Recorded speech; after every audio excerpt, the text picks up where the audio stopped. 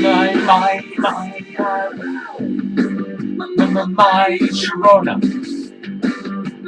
My Sharona. My Sharona. Yeah, that's the best I've got. But it's catch-up week and Super 8. I went to go see Super 8 and I was really excited for it. It was my most anticipated blockbuster for the winter, excluding Harry Potter. But really, my third most anticipated of the winter and fourth most for the rest of the year. But Super 8 is a movie I'm trying to give away as little as possible.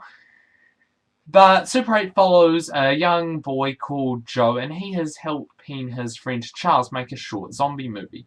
But when filming at a train station, a train crashes and it gets filmed on the Super 8 camera. And they are trying to keep it a secret, and then the excitement ensues. The only thing I will say more is that this is a movie that, with its plot, could have been really tacky. But fortunately, it is not, and is pulled off just right. I adored Super 8. I loved it. It reminded me of me. No, okay, I'm not going to pull off a Tom Perkins on you. That'd just be wrong. First off, I loved the development between all the characters and how you could have a deep and real feel for them.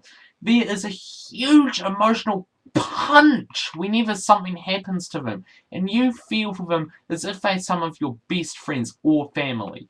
And another thing I like just as much is how exciting it is, and how you can't help but be interested for the entire duration of the film. Whenever you get a glimpse of the monster, you want more, but you can't get it because you have to use your imagination to think of what terrifying thing it could be. And because of that, it makes it exciting. And I love how the connections between the characters and how they act to one another, how they feel towards their friends and family was so raw and realistic and was so believable that it brings a tear to your eye in a non-depressing way. And that shows that the director has skill. This moves me to the directing. J.J. Abrams directs this movie so perfectly. Every shot is done at the right angle and is perfect to look at. The movie moves along at the right pace and everything is developed perfectly. And the script was written so wonderfully, and I loved the mystery aspect of it.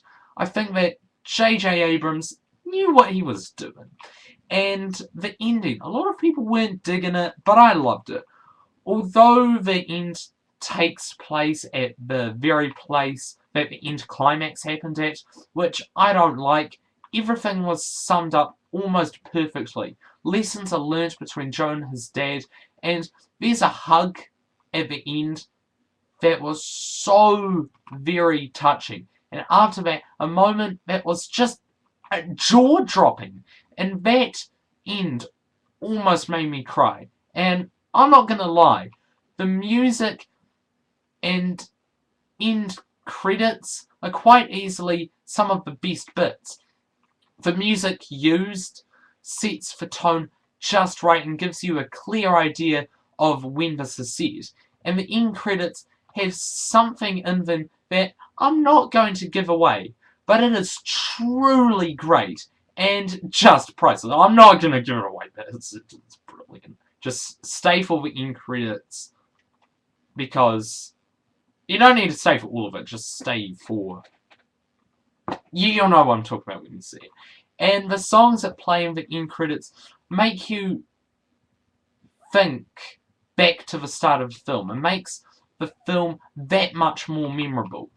As for what's bad, I can't really say much, but there are some things because this movie is far from perfect. Even though the monster is a mystery, I think there could have been more time used to explain what it is, like why is it doing this, or is there one or many of these monsters about destroying the city? I didn't know.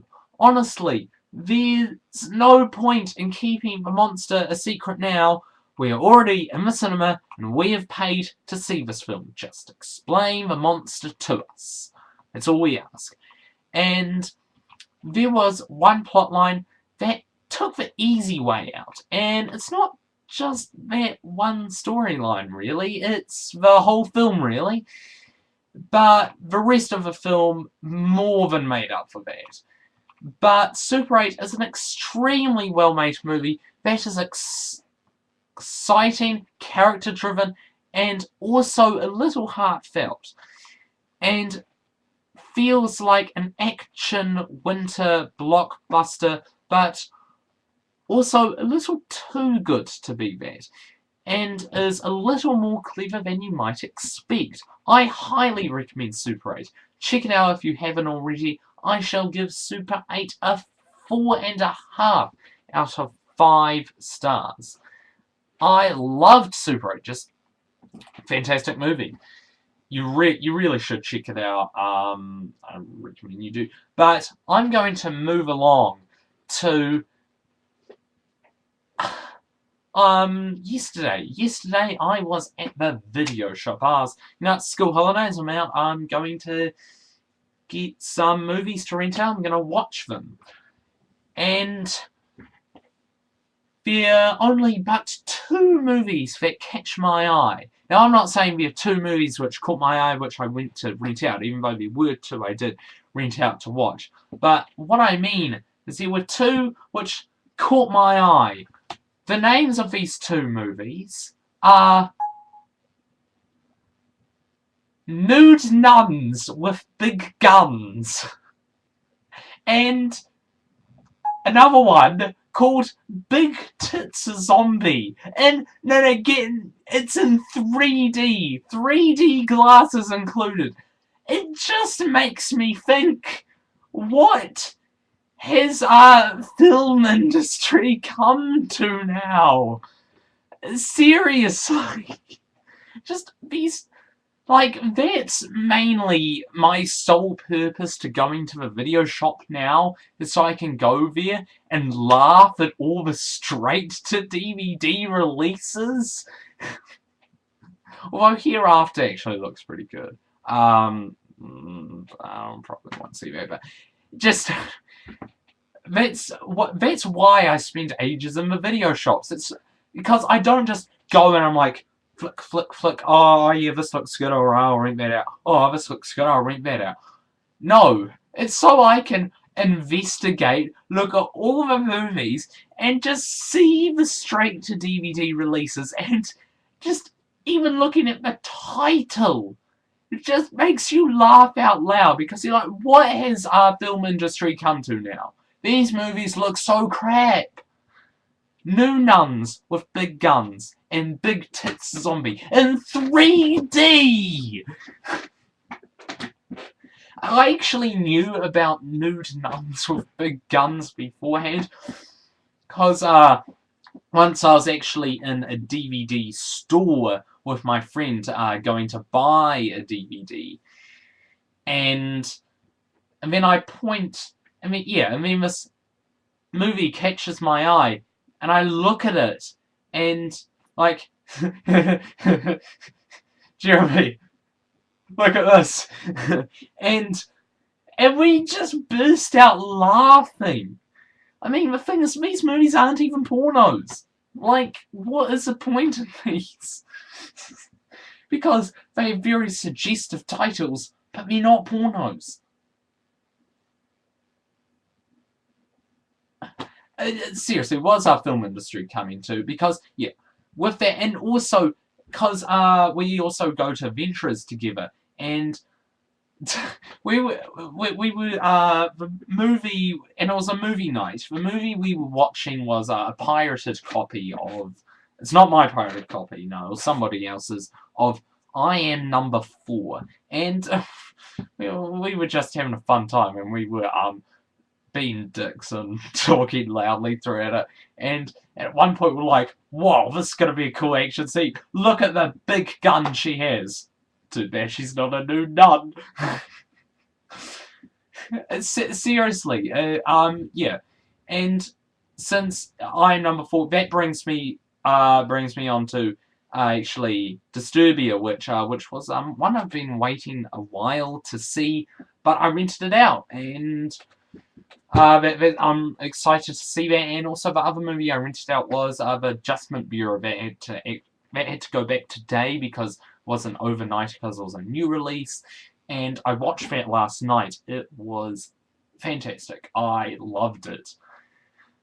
So, just seriously, what new nuns with big guns and big tits zombie in 3D?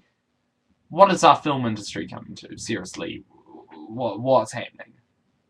It's just keep them rolling, keep them coming in, because I cannot stop laughing at them, and I have a lovely time laughing at them. Just for titles. That's one of the main reasons why I go to the video shop now. But yeah, my review for Super 8 and a trip to the DVD shop. So yeah. So I hope you enjoyed my Super 8 review and that little story. But yes, right now is catch-up week. I'm catching up on all the reviews I didn't do because I was too busy, and yeah, it's catch-up week. I'm catching up on reviews. So until next time.